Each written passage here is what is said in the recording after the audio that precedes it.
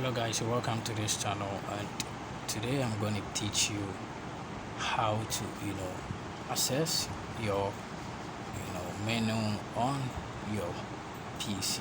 So just click over here, then these are what you have on your PC, and also these are some of your apps that you have on your PC. So maybe let's say if you want to access settings, then you just click over here. So just right click and it's going to open. So when this our settings, do you get me? So it will just open right now. So when it comes to settings, you can do whatever you want over here.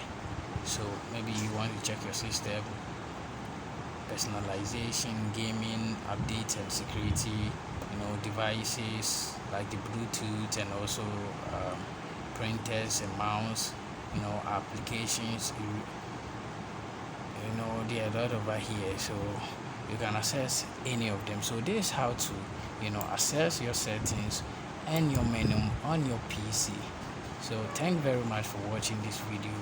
See you in my next video, and don't forget to subscribe, like, and also share this video to your friends on social media.